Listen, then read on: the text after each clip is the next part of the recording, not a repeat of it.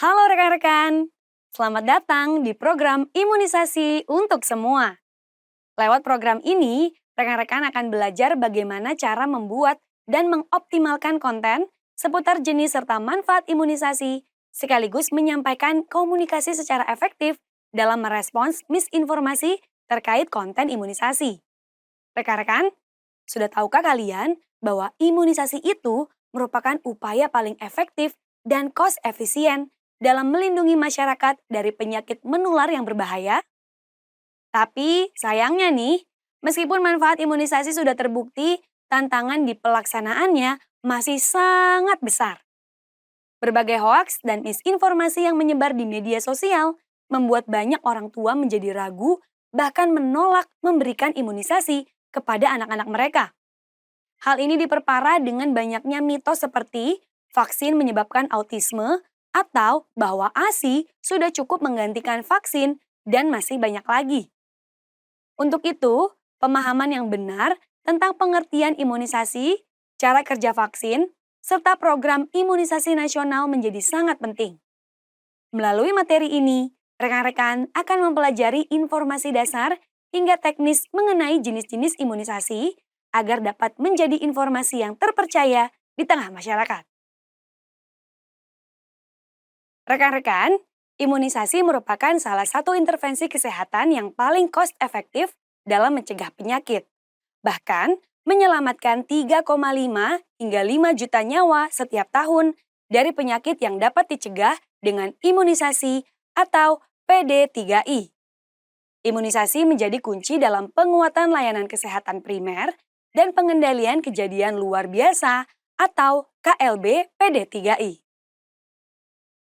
Data WHO tahun 2023 mencatat bahwa 14,5 juta anak di dunia tidak mendapatkan imunisasi atau zero dose. Indonesia menempati posisi ke-6 tertinggi, yaitu sebanyak 1.356.367 anak tidak menerima imunisasi dasar pada periode 2019 hingga 2023. Imunisasi dilakukan agar tubuh memiliki kekebalan terhadap penyakit tertentu. Kekebalan tubuh dikelompokkan dalam kekebalan tubuh bawaan atau innate immunity, yakni lini pertama tubuh untuk respons langsung terhadap semua benda asing yang masuk ke tubuh. Dan kekebalan tubuh didapat atau adaptive immunity, yaitu kekebalan tubuh yang muncul setelah ada paparan patogen seperti bakteri, virus, jamur, parasit, dan sebagainya. Kekebalan tubuh juga dikelompokkan dengan kekebalan aktif, yakni kekebalan yang didapat karena suatu paparan atau sengaja dilakukan, seperti pemberian imunisasi. Dan kekebalan pasif, yaitu kekebalan yang tidak dibuat oleh tubuh, tapi sengaja diberikan dalam bentuk antibodi tertentu dari luar. Setelah mengetahui latar belakang imunisasi, sebenarnya apa itu imunisasi dan bagaimana cara kerjanya?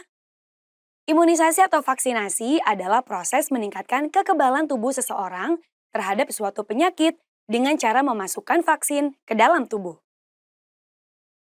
Vaksin ini mengandung antigen yang merangsang sistem kekebalan tubuh untuk membentuk antibodi, sehingga tubuh menjadi kebal terhadap penyakit tersebut. Dengan kata lain, imunisasi atau vaksinasi merupakan upaya untuk menimbulkan atau meningkatkan kekebalan seseorang secara aktif terhadap suatu penyakit. Sehingga bila suatu saat terpajan dengan penyakit tersebut, tidak akan sakit atau hanya mengalami sakit ringan. Penyakit tersebut dikenal sebagai penyakit-penyakit yang dapat dicegah dengan imunisasi atau PD3I. Sedangkan, vaksin merupakan produk biologi yang terbuat dari kuman atau komponen kuman berupa bakteri dan virus yang telah dilemahkan atau dimatikan racun kuman atau toksoid atau rekombinannya yang dapat merangsang timbulnya respon antibodi spesifik secara aktif terhadap penyakit tertentu. Lalu, bagaimana cara bekerja vaksin yang masuk ke tubuh? Pertama-tama, tubuh target dirangsang untuk menghasilkan antibodi yang spesifik sesuai dengan vaksin yang dimasukkan.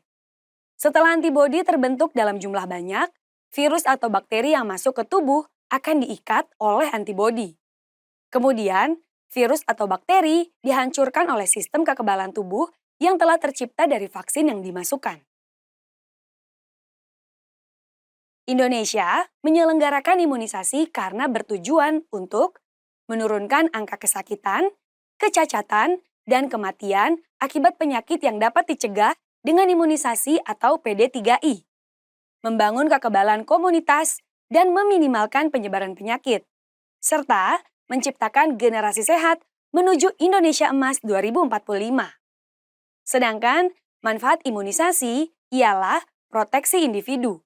Setiap orang yang mendapatkan imunisasi akan membentuk antibodi spesifik terhadap penyakit, membentuk kekebalan kelompok atau herd immunity. Apabila cakupan imunisasi tinggi dan merata, dapat membentuk kekebalan kelompok dan melindungi kelompok masyarakat yang rentan. Proteksi lintas kelompok.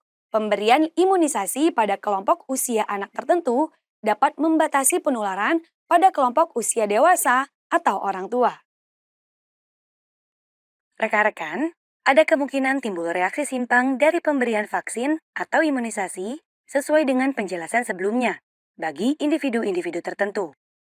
Kejadian ikutan pasca imunisasi atau KIPI adalah setiap kejadian medis yang terjadi setelah imunisasi dan tidak selalu memiliki keterkaitan atau hubungan dengan pemberian vaksin.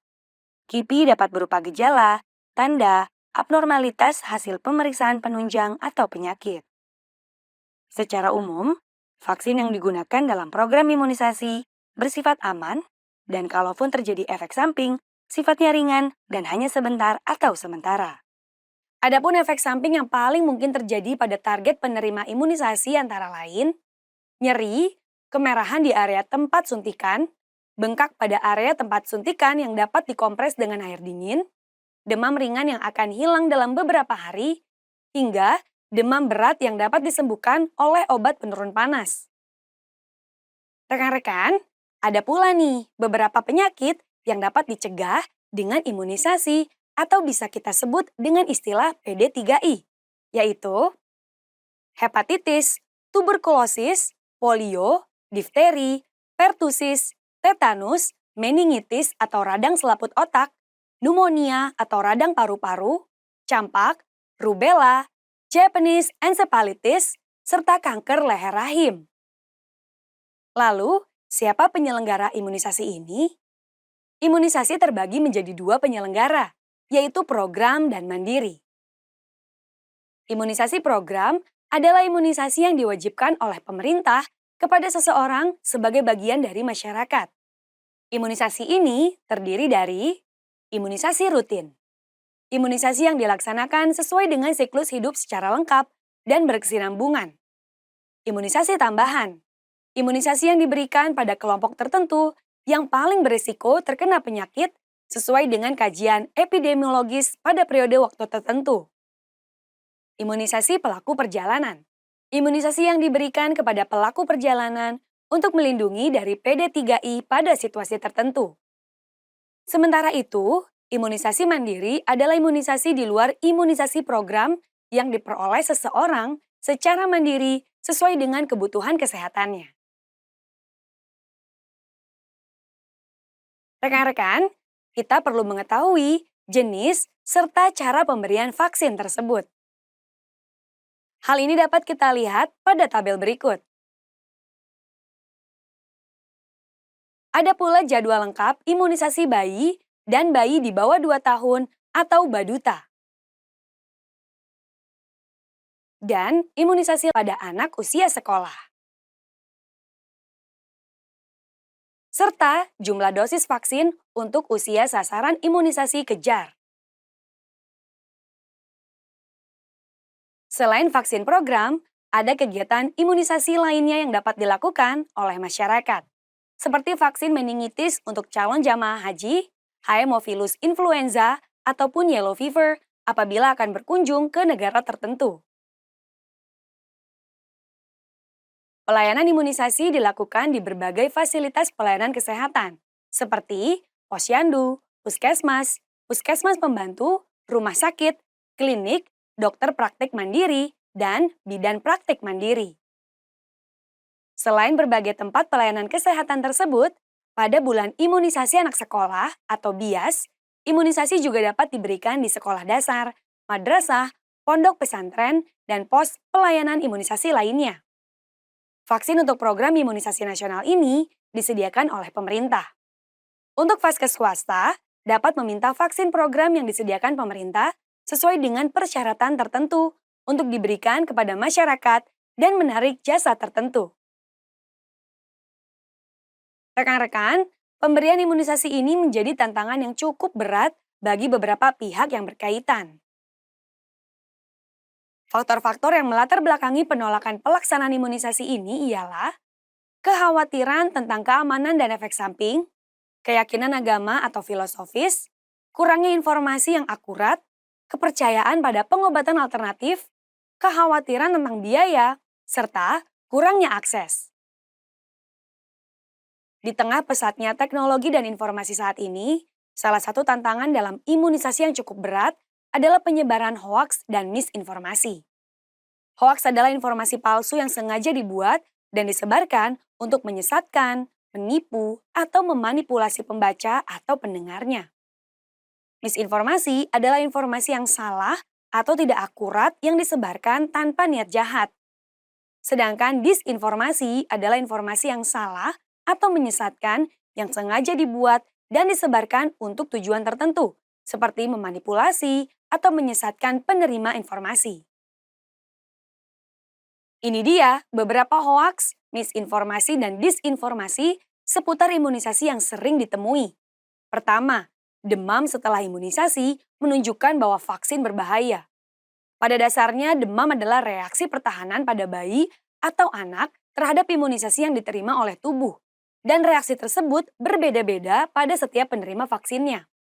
Dengan kata lain, apabila seorang anak mengalami demam, berarti vaksin yang diberikan bekerja sesuai harapan, serta tubuhnya memiliki reaksi yang baik, yaitu membentuk kekebalan terhadap penyakit. Kedua, vaksin menyebabkan autisme. Vaksin yang digunakan dalam program imunisasi nasional telah melewati berbagai tahap uji klinik dan penelitian seperti lulus prakualifikasi WHO dan lulus uji Badan Pengawas Obat dan Makanan atau BPOM. Jadi, sampai saat ini belum ada bukti yang menunjukkan kaitan imunisasi jenis apapun dengan autisme. Ketiga, kandungan vaksin membahayakan kesehatan. Kandungan vaksin terdiri dari komponen utama, yakni antigen, berupa bakteri atau virus yang telah dilemahkan atau dimatikan dengan tujuan membangun antibodi. Antibodi yang sudah dibangun tersebut menghasilkan sel-sel yang akan mengingat cara melawan suatu penyakit, sehingga tubuh akan terlindung dari penyakit tersebut di kemudian hari. Selain komponen utama, ada pula komponen tambahan dalam kadar rendah dan tidak membahayakan kesehatan, berupa zat penstabil untuk menjaga stabilitas vaksin saat disimpan menggunakan sistem rantai dingin, contohnya sukrosa dan albumin. Antibiotik untuk mencegah kontaminasi bakteri saat produksi vaksin, contohnya neomisin. Bahan pengawet untuk mencegah pertumbuhan bakteri dan jamur, contohnya thimerosal. Dan adjuvan untuk meningkatkan respons imunitas yang spesifik pada individu penerima, contohnya garam aluminium. Keempat, ASI bisa menjadi pengganti vaksin. Nyatanya, ASI tidak bisa menjadi pengganti vaksin ya, melainkan saling melengkapi dalam membangun kekebalan tubuh bayi dan anak. Demikianlah materi mengenal imunisasi. Sekarang, rekan-rekan sudah paham kan betapa pentingnya mengenal imunisasi? Semoga materi ini bisa membantu kita semua lebih paham dan siap menyampaikan informasi yang benar mengenai imunisasi. Sampai jumpa!